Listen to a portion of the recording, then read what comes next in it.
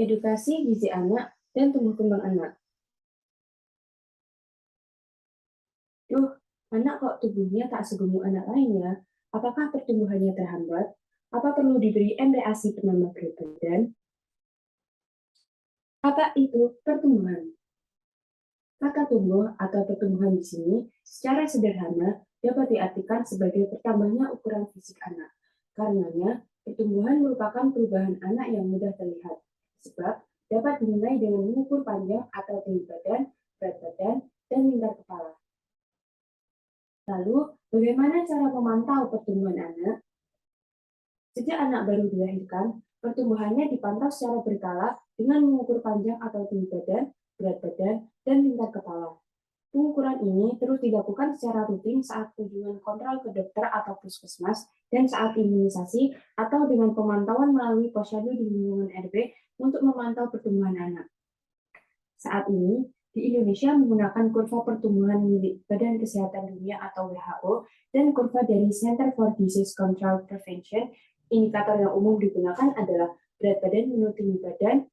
Jadi, untuk menentukan apakah pertumbuhan anak berjalan dengan baik, bukan hanya dari berat badan saja. Mengapa pertumbuhan anak perlu dipantau? Pertumbuhan merupakan bagian penting dalam menilai kecukupan gizi anak, termasuk untuk memantau apakah anak mengalami stunting atau tidak.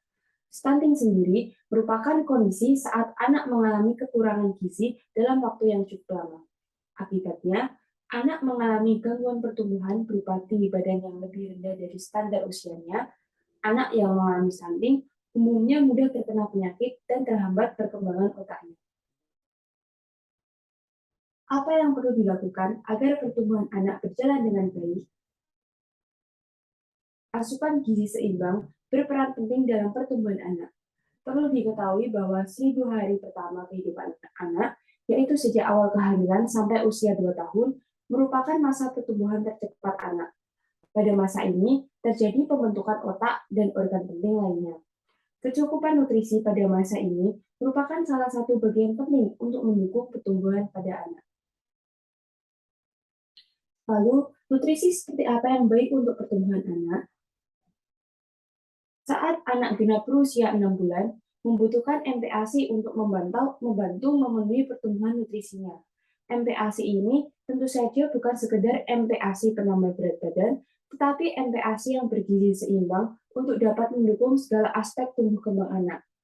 MPASI bergizi seimbang perlu mengandung nutrisi makro yaitu karbohidrat, protein, lemak, dan juga nutrisi mikro yaitu vitamin serta mineral.